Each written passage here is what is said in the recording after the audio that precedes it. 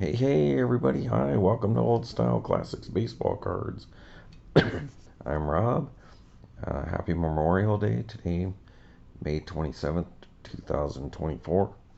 Sorry about my voice, been losing it a bit. Um, Happy Memorial Day. It's Monday, 10:30, 7 p.m. California time. I want to move on with my Cracker Jack episode. And so we got past the 82, 91, 92, and 93 stuff. And now we're going to jump forward into 2005. 2005, 2006 is seems about right when I was really getting a little more back into it because that's about the time I picked up that Jacoby Ellsbury autograph card out of Bowman Blaster. Started picking up some TNA Wrestling Knockouts cards with autographs. And then Allen Ginter came out short after that. So that's pretty much when I was really getting back going again. So I would have been looking out for more oddball stuff again, more so than I probably was before that. So we got two sets that I'm going to do from 2001 from 2005, one from 2006 on Old Style Classics baseball cards.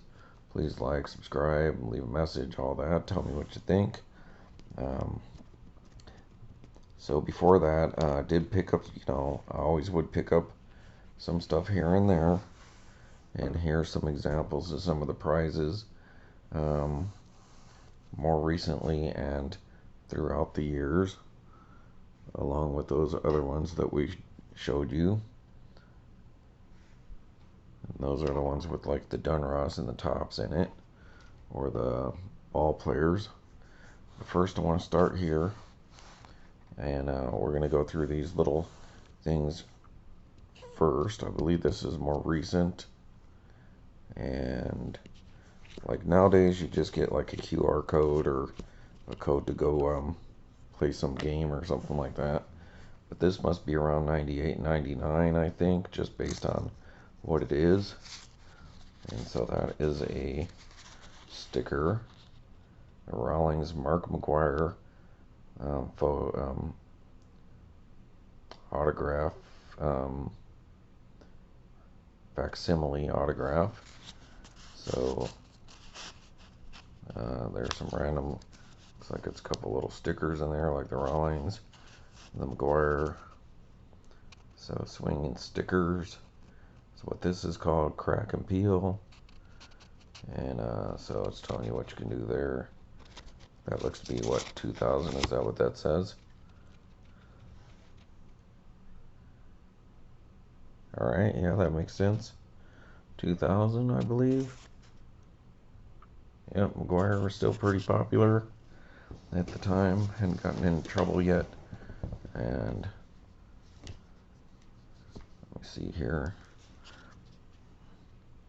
Yep, 2000 Cracker Jack. And not too sure who owned it at the time. It used to be Borden, as you saw before. So here's the back. Win a Rawlings gear or get a crack at meeting Mac. Look inside. So instant win game. So this was Mark McGwire instant win game. And Jack's brain strains. Try to figure out what these word puzzles mean. And so you could have done that. And then there's the short, the small print here. I guess swing and a miss. So we didn't win. Chance to meet McGwire. Wasn't really keen on meeting people, it seems like. So let's see if you can read that if you like. So that gives you an idea when this came out. So that's pretty neat. So McGwire facsimile autograph there. Alright, well, I'm just going to grab no particular order. I'm not sure what order they come in. Just showing you kind of some of the stuff that you can get over the years. This one just has the sticker of Cracker Jack, his dog Bingo, and nothing on the back there. And then more recently, Puzzle Inside Arcade, nothing on the back. Wish they would go back to putting cards of some kind into these things. Alright, so there's a little picture of Cracker Jack. That's cheap kind of sticker you get now. You know, maybe when I was in elementary school, had a little sticker book, might have liked that. But yeah, nothing to write home about compared to what I'm about to show you guys, or what I already have showed you. Okay, then they tried this Stick It, Blip It little thing here. I don't know what the dates on are any of these, but these are definitely more recent. So I think I picked this up 2 years ago, maybe. So you could play the little arcade game. Knocked it silly. So that's kiddie stuff, and that's okay. But it sure be nice to get a real prize. So guess what's inside? Nothing valuable, I'm sure. But that's pretty cool, the throwback. So you can download the smartphone app, so that's got to be more recent. That throwback Cracker Jack sticker, so that's pretty neat. Alright, those are the different designs, and then we got some more because I'll randomly buy Cracker Jack every year or so just to see if they ever come along with something. So there you go. His name is Bingo. Bingo was his name. Oh, cute little dog. He even bought a box of those Cracker Jills or whatever, and same thing. Didn't really have anything in it. Just doing it. They were doing it to be woke. I'm sure I got the prize around here somewhere, but I don't know where. I think it was just a Cracker Jill sticker. Alright, Cracker Jack. There he is with his dog. Couple more. Now I would normally do these cards. Got a vintage sheriff sticker. Says something back there. Guess didn't look at that. A little story about Cracker Jack coming out of Chicago. Alright. So last one of these. Oh, we got a mermaid. Is that politically correct anymore? I don't know. But basically the same thing on each one of these. So, got a little mermaid. Alright, so normally, like I said, I would normally do these next ones in their own individual episodes, but I guess in 2005 I must have caught the end of it, of them putting these cards out, so I don't have all but a few. And then I picked up a lot of the second set and then the third set. So they did one in 2005 and then a couple more in 2006, but the 2005 2006 are like the same kind of cards, and then they did another different kind of set in 2006 as well. Now I guess there were other cards too through the 90s that I didn't know about, some more all-star cards and little sets and little like game piece looking ones. So that'll inspire me to first complete this little set right here that I have. No, not set, but the series. And then I go back and pick up some of them other Cracker Jack stuff from the 90s. But those are, once again, they went back to being a little more modern cards. A little, kind of where King Bee kind of went off in that direction as a more modern, shiny, you know, typical of the time cards.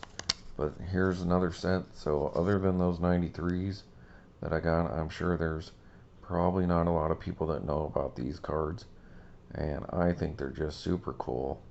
They're just simple.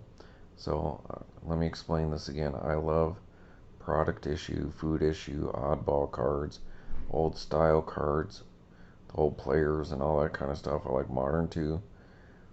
But if you've seen some of my stuff where I show some of the MSA cards throughout the years, sometimes I love them.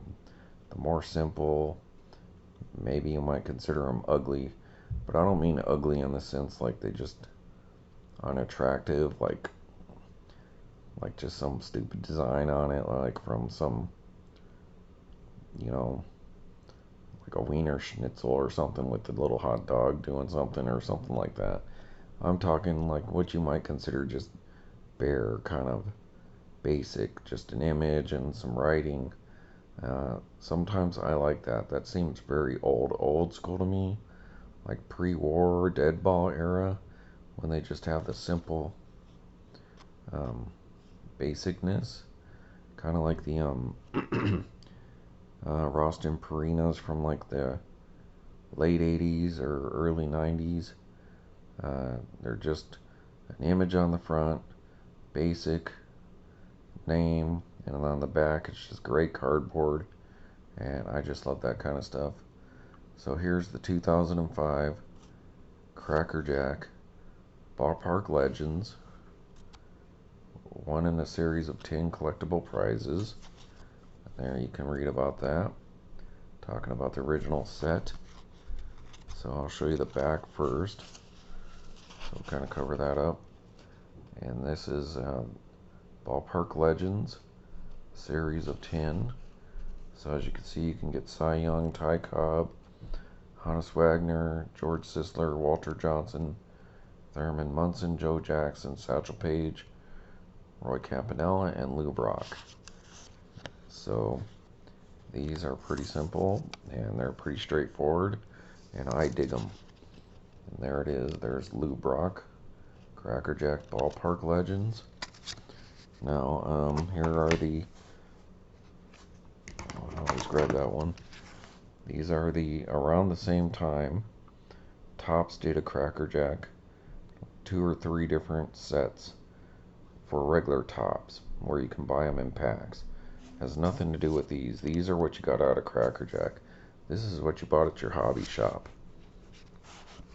And but those cards were the size of the original. I mean, the dimensions here are the size of the original 1914-15 Cracker Jack cards. So as you can see, these are once again small, you know, but not as small as the ones that they did in the early 90s. So as you can see here, there's the size difference. So just to give you an idea, and of course these are like 3/4 the size of a regular card, because you know what a regular card would look like in this top loader. Alright folks, so anyways, there we go. There's Lou Brock. Now on this little front flap gives you the story of Lou Brock. And I just love this. Just simple. You get some extra stuff. I try to leave them in these, this thing here, just to keep it together, because I didn't have a whole lot. Since I only got a few of these, I left them in there. And then of course it's got the stats on the back. So, and you can see it says 2005 Lou Brock. So that's when these came out. So you can pause that and read that, see what the difference is between that and this. And then you got the little checklist. And these were just done by Cracker Jack. Whoever owned Cracker Jack at that point in time. I don't know if Borden still owned them or not. So sorry about my voice, folks. And I got this one, so Ballpark Legends. That is the Walter Johnson. So just simple kind of picture. And of course talks about the big train. So you can pause that, read that if you like. Now you can pick these cards up anywhere from a couple bucks to $6 online, or like $20, $25 for a set. And these are only 10, so actually, considering they're not as well known as those early 90s ones, they actually hold a little more value because they seem to be a little rarer to people. And then once again, you got your checklist, and then his stats on the back here.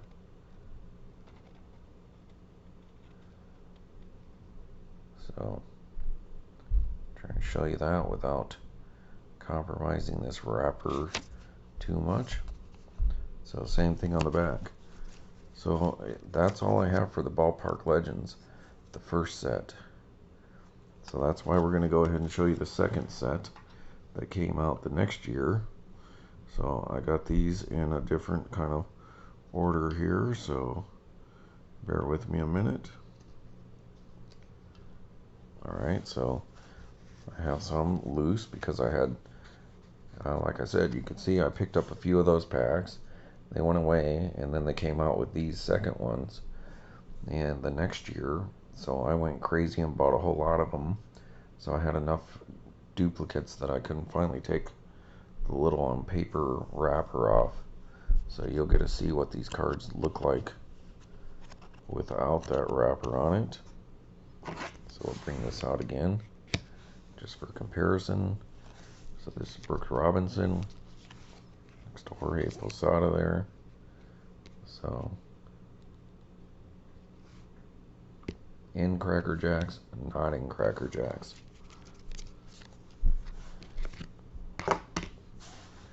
Alright, just a second here. Why not do this? Got that hockey card, which is a standard card. Jacob Markstrom autograph we just picked up. So that's what they are compared to a regular size card, and what they are compared to a 93. Alright. And keep in mind, both of these you can get in Cracker Jack. You'd buy the box of Cracker Jacks, and this was the toy surprise inside. So there we go. Ballpark Legends 2. This is 2006. There's Brooks Robinson. I'll show you the set list here in a minute. Checklist, I should say. So pretty much same back, just without his information down there, like the Cobb or something like that. Alright. So there you go, Brooks Robinson, just something simple and beautiful, super thin stock, you know, much like a sticker, but it's not a sticker. There you go, Juan Marichal. You know, they're not licensed either, so no logos, but I did this kind of stuff, just simple, beautiful, neat stuff.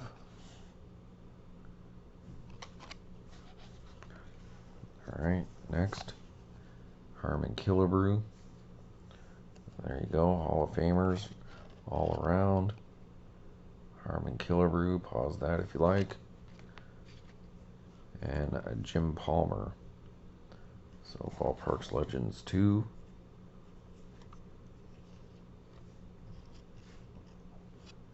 Cool image of Palmer there.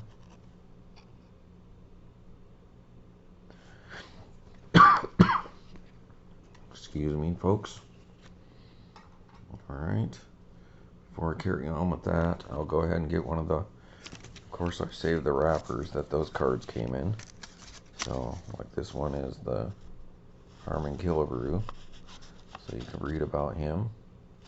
But we're going to get back to that. But here's the list of who you can get. Johnny Bench, Rolando Cepeda, Raleigh Fingers, Fergie, Ferguson Jenkins, Harmon Killebrew, Juan Marichal, Jim Palmer, Gaylord Perry, Brooks Robinson, and Ozzie Smith. And this is out of the 2006. And of course, Juan Marichal there, same stuff. So, card would just pop out of that. Bob's your uncle. Alright, so what we have here that I'm going to show you is the complete set. But it's a complete set still within its little wrapper. So I did keep at least one complete set like this, and they're in the order that they are on the checklist. So first card is Johnny Bench. You can read about Johnny there.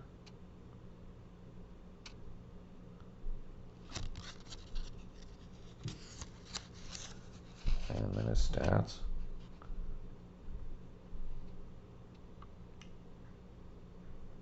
So they're just in order alphabetically.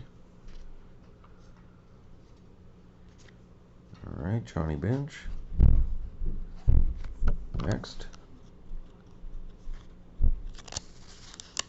the Orlando Cepeda. So there we go. Orlando Cepeda. His info there. Hall of Fame, 1999. More stats. 379 home runs. 2,351 hits. The Cubs lost again today, people. I don't know what's going on with those guys. They've lost like 6 of the last 7 games, I think. Alright, next. Raleigh Fingers. That's a cool card. Look at that image. So that's pretty sweet. I just love this little set. It's cool. But the next set, we're going to show you that the one that I've been showing you, the advertisement card, the All-Star History one. That's a cool set. It's kind of like a little folding set. You know, like stand-ups or something. There you go. That's a cool image of Raleigh Fingers. 92 Hall of Fame. Alright. I'll do the 6-4.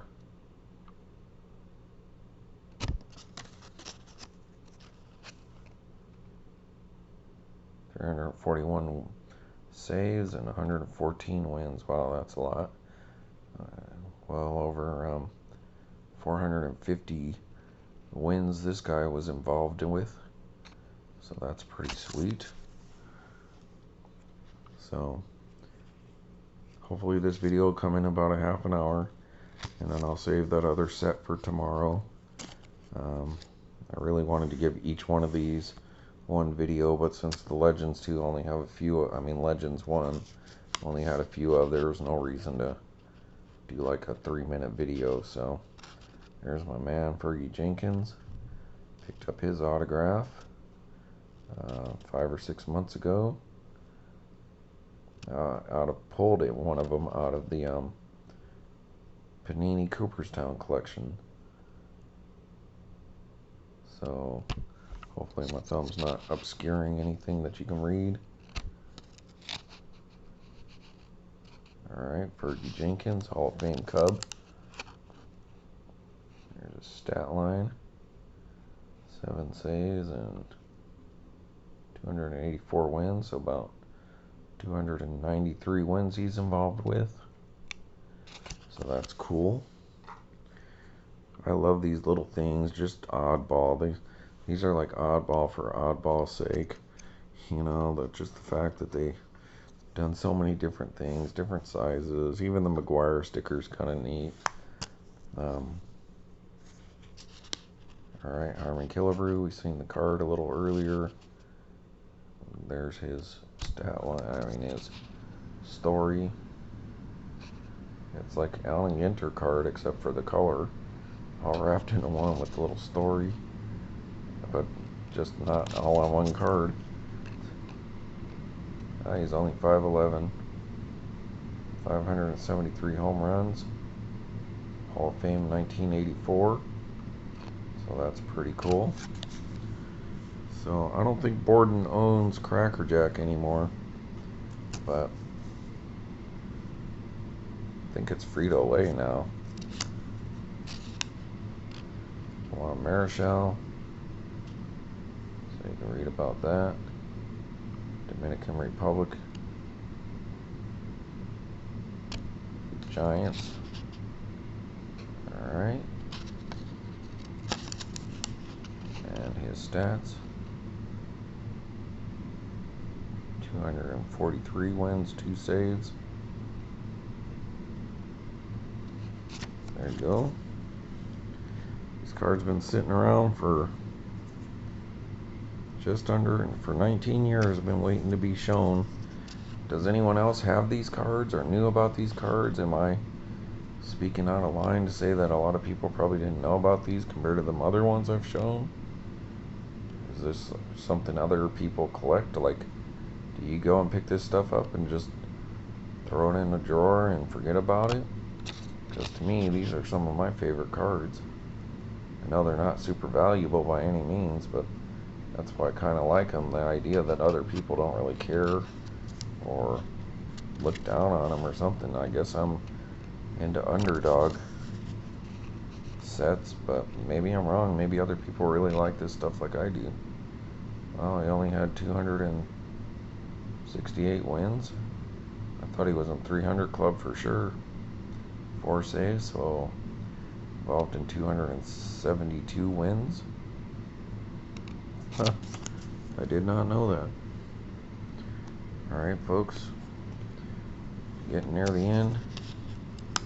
Gaylord Perry. Is Gaylord in the Hall of Fame? Oh, rest in peace, Gaylord Perry. Recently passed away in the last 4 or 5 months. I don't think he's in the Hall of Fame yet. Or, no, he is. I don't know. Doesn't say right there. Or if it does, I don't see it. Alright, then his stat pack. Oh, he is elected to the Hall of Fame in 91. Important year for me. Figured he had to be at 300 wins. 72, big year for me, and 91 was a big year for me. So, that's interesting. 6'4", wow, he is a big dude. Alright, Mr. Gaylord Perry. Alright. Next, Brooks Robinson. The Orioles fans. Great defensive player. It is. See, I can have it. 23-year career, 15-time All-Star.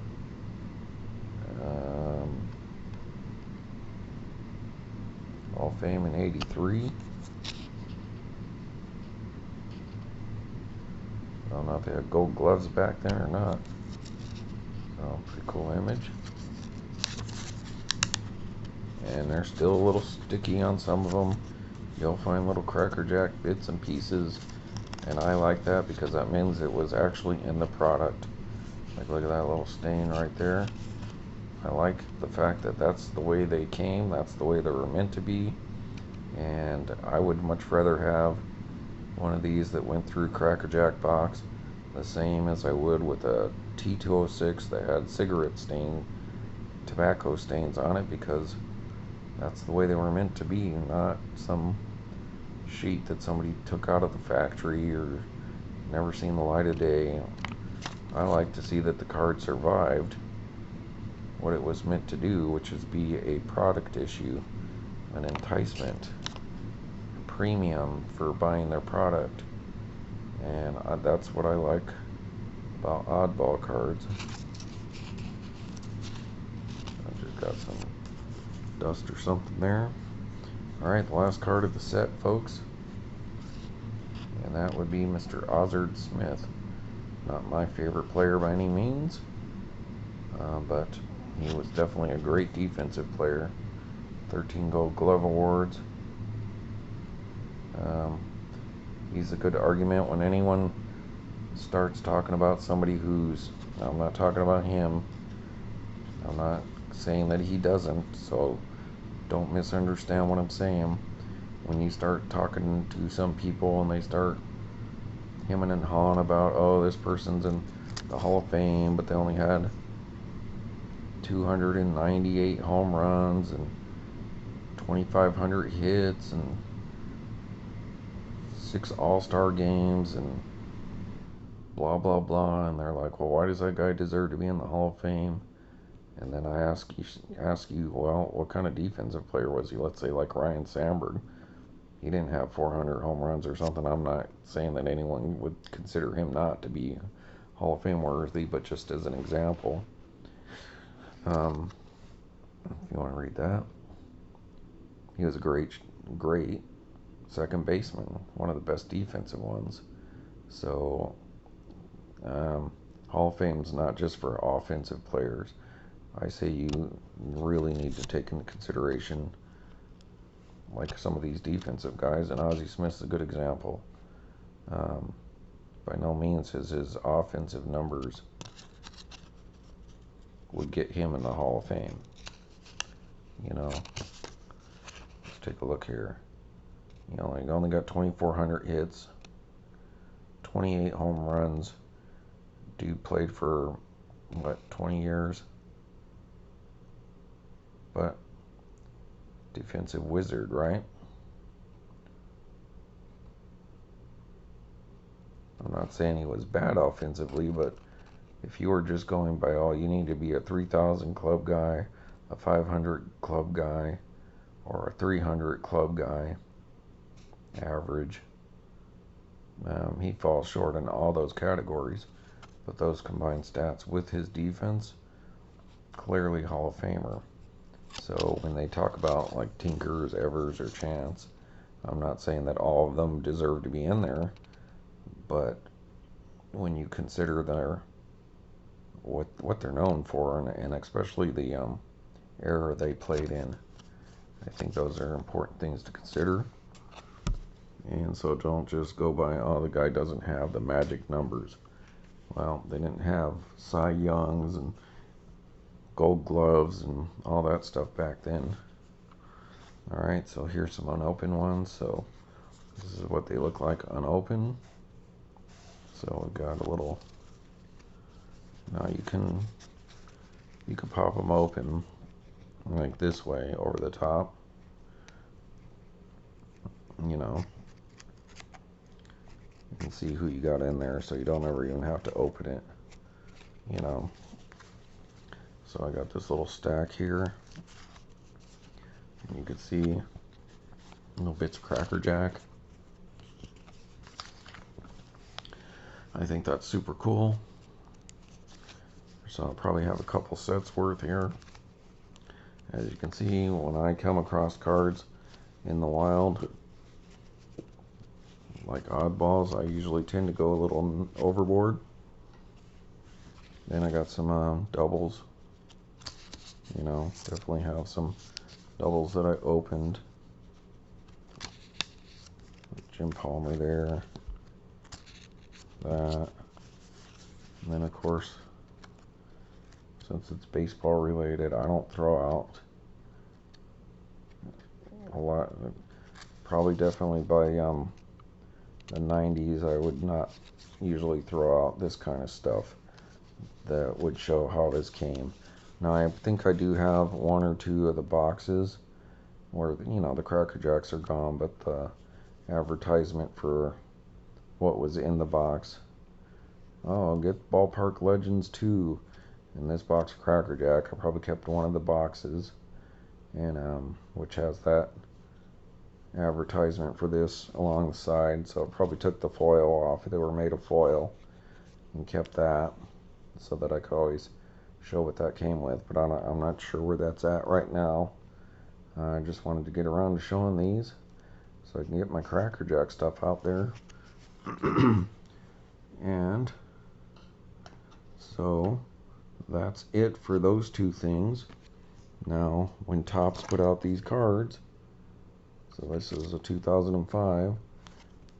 This, I don't know if they did a 2006 set or not, but they did this. They put these in with the Topps cards as an advertisement in the actual Topps set that Cracker Jack had illustrated prizes. The Cracker Jack All-Star Baseball History set, which has this little set similar to what I just showed you, but this was in later 2006. And here's the little set list there, and that'll be for these cards, which will be coming up next. I'll give you a little peek there. So I'll be doing these tomorrow, and that'll wrap it up. So anyways, in the regular top set, this card was telling you that you can get this in Cracker Jack. And but this stuff here had nothing to do with these other than they would advertise. Maybe they had a deal with Cracker Jack for them to make their Cracker Jack modern Topps cards. They were like, okay, you can do it, but you got to do this. So got a little set of these.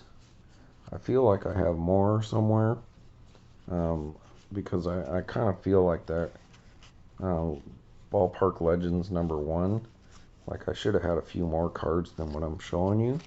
So maybe they're in my Oddball box over there, so I'll have to check that out.